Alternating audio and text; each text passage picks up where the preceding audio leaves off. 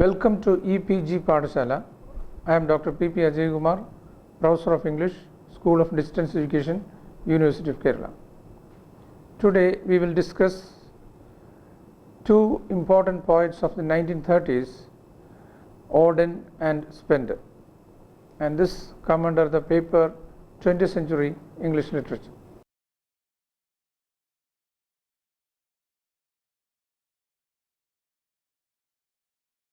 Auden and Spender were part of a group of poets known as pink poets.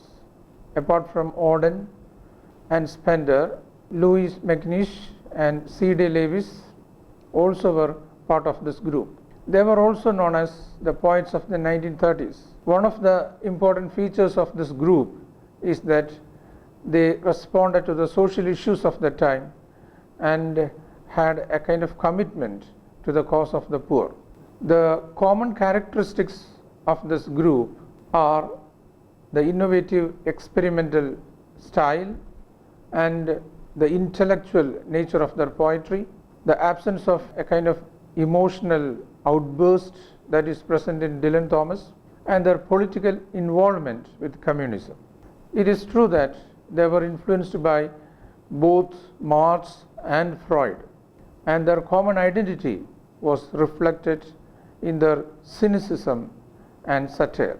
Their poetic style was greatly influenced by Imagism, French symbolism, and earlier poets like Hopkins and contemporary poets like Eliot. The social outlook of this group to a certain extent was influenced by Marxism, and the most important threat of the time was the emergence of fascism in Europe, and they opposed the fascist doctrines and addressed the social, political, economic concerns of the poor people. W.H. Auden is one of the major figures of this group, and his collections of poetry titled Poems appeared in 1930, The Orators appeared in 1932, The Dance of Death in 1933. These collections of poetry show influence of Freud and Marx and their ideology, and these poems respond to the contemporary issues, political, economic, as well as social. W.H. Auden was a stylist as well. His poetry is known for the stylistic and technical excellence, its engagement with moral and political issues, the variety of tone that he uses, and the experiments in the form and content were all the striking features of his poetry. He was even known as the spiritual physician of his generation. Auden wrote about social and political issues, but at the same time he also wrote about love, religion, morals, and the interpersonal relationships. He was very much concerned about the individuals who lose their identity in a capitalist society. He wrote in a style that can be described as fragmentary. His poems are full of concrete images, visual images, as well as auditory images, and the language that he used was colloquial in nature. The 1930s was a turbulent period in the history of the world, mainly because of the war. The First World War has created havoc in Europe. The Second World War actually destroyed Europe. We find Auden's poems published in the 1930s responding to this turbulent period. He addressed the contemporary issues and tried to reveal the shallowness of the European civilization. Auden's poetry sometimes becomes very cerebral, intellectual in nature, but on some other occasions it is very evocative and very honest, we can say. He is renowned for addressing the issues of his day in a very moving and relevant manner. Basically, it could be said that Auden had an eye for the real, and he was able to capture the real experiences of that time in a manner in which no other poet was able to do. Auden's later poems were all very popular. The Shield of Achilles, published in 1955, City Without Walls, published in 1969, Epistle to a Godson, published in 1972, Thank You For, published in 1974, include the reflective poems, and we find that the later poems also contain the same kind of fervor that he showed in the early poems. Like many other intellectuals who had left leanings at that time, Auden also moved away from the communist movement after the pact between Soviet Union and Nazi Germany. It was actually disillusioning for Auden and the left intellectuals at that time. And Auden died in Vienna, Austria on September 29, 1973. The next poet that we are going to discuss is Stephen Spender, who also belonged to the same group. Spender had a similar kind of poetic career, just as Auden. His poetry was intellectual in nature, it was unemotional, and at the same time it showed a kind of empathy with the essential human condition. What distinguishes Spender's poetry is the combination of his commitment to the left-wing political ideology, and at the same time he also expressed his personal emotions and feelings through his poetry. He wrote many poems on war. He was an accomplished poet who used words with great care, and we find that the linguistic virtuosity of Spender's poetry is commendable. The early collections of poems published by Stephen Spender are poems published in 1933, Vienna, published in 1934, Trial of a Judge, and The Still Center. Apart from his concern for social issues, he tried to express a kind of self-critical and compassionate approach in his poetry. Spender, in some ways, is a more personal poet than some of his associates, and we find that in the later part he became more autobiographical as well. So we find that Spender was a poet who tried to look at the issues and the concerns of the society, and at the same time he tried to look into himself, his own personality and his own individual identity. The long poem by Spender, Vienna, originated out of the infamous attack on the Viennese workers in their own quarters. It was in May 1934. It happened in Austria, and here Spender avoided all conceits, fables and symbols. This kind of a technique evidently put a greater strain on his thought and language, and this poem gave rise to a misinterpretation of Spender's political and social faith. Another collection, 20 poems, published in 1930, shows a typical Spenderian conflict between his basic romanticism and his strong understanding of the harsh realities of society. This duality emerged from the center of his self. So it is clear that Spender had these two sides as a poet, the personal as well as the political. The Still Center is another collection of Spender's poems which is significant in this context. In the second phase of his career, he moved more towards his own personality.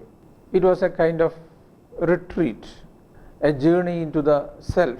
We find that the poetic output of Spencer during this phase was devoid of the propagandist vein which was present in his earlier writings.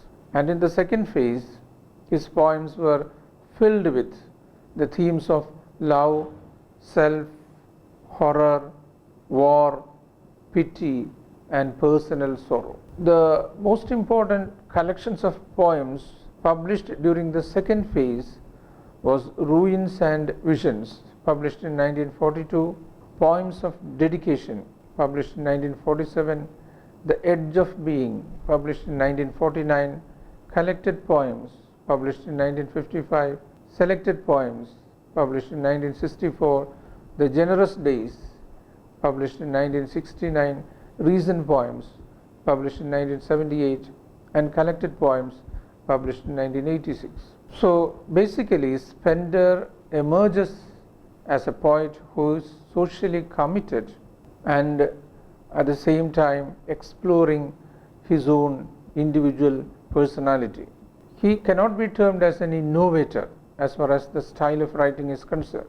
However, he handles words, images, rhythms, and the kind of powerful images, and we find that his poems tried to express and explain the complex experiences of war, violence, and destruction during his lifetime. One of his famous poems was An Elementary School Classroom in a Slum. This particular poem is expressive of his social concern, and it appeared in 1964 in the collection Selected Poems. This particular poem can be seen as the best example of Spender's political voice resonating through poetry. In this poem, Spender expresses his ideological positions on government, economics, and education. The poem presents the students in a classroom, and the students are all underprivileged and malnourished.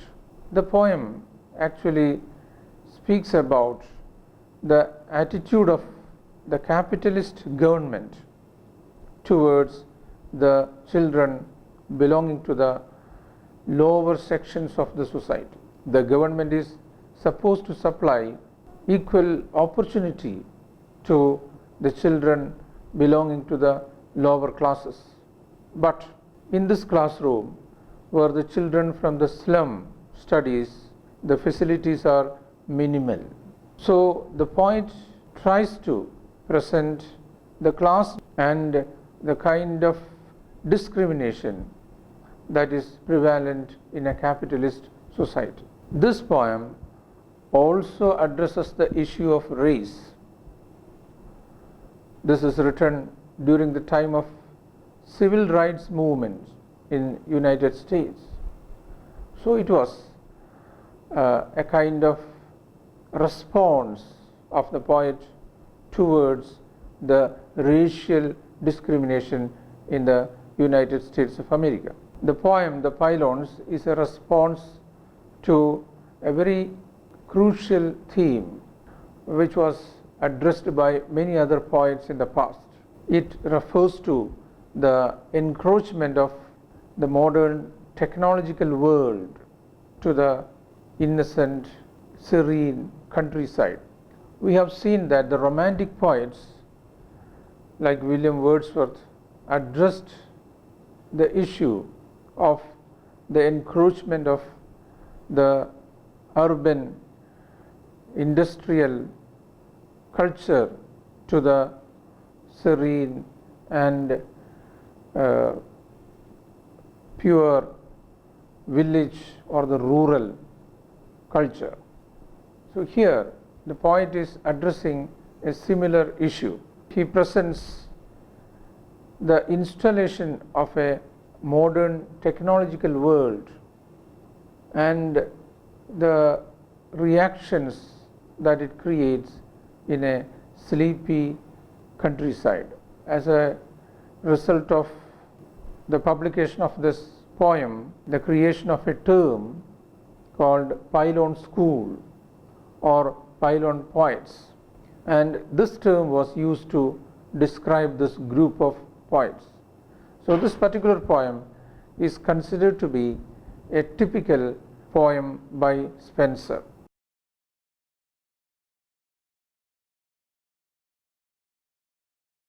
The pylons referred in this poem carry the energy for building the cities of the future, but at the same time it destroys the calmness and the serenity of the countryside. So the poet is actually responding to this particular issue. The poet loves the countryside and he never wanted to spoil the beauty of the countryside, and we find that at the same time the modern science, its inventions, the development of technology, all are admired by the modern man. So what the poet tries to do is to express his concern for the transformations that happen in the beautiful, serene village as a result of technological advancements. He wails for what is being lost as a result of development, and the pylons stand out against the sky like whips of anger. That is how he describes it. The village has its own hidden source of energy and power and strength, but at the same time these pylons to a certain extent destroy that energy, and it brings in a new kind of energy which destroys the old one. Similar to W. Auden, Stephen Spender also moved away from the communist movement as a result of Stalin's pact with Hitler in 1939. He was very much disillusioned by the Russian experiment of communism, and he responded to this issue through a book of essays, The God That Failed, and it was published in 1949. Stephen Spender died at the age of 86, and throughout his long career he has successfully responded to the issues of his contemporary society.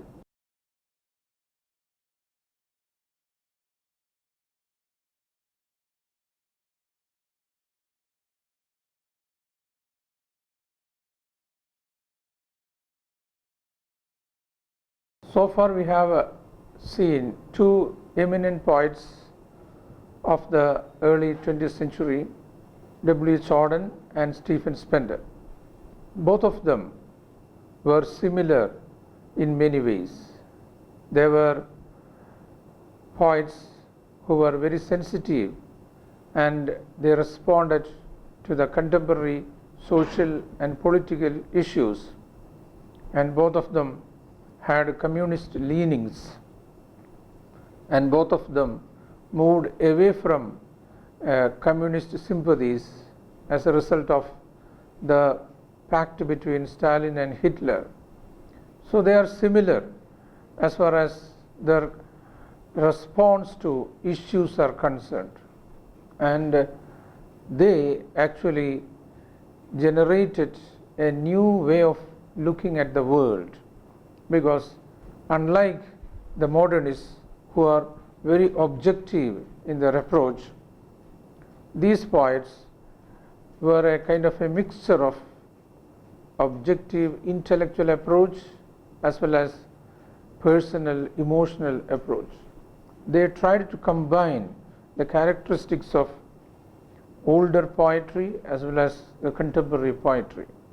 More than that, what is most striking in these poets is their humanism and their commitment to the cause of the people. So I hope you have got a general idea about the poets of the 1930s, and you will be able to learn more by reading books that is given in the section for further reading. Thank you.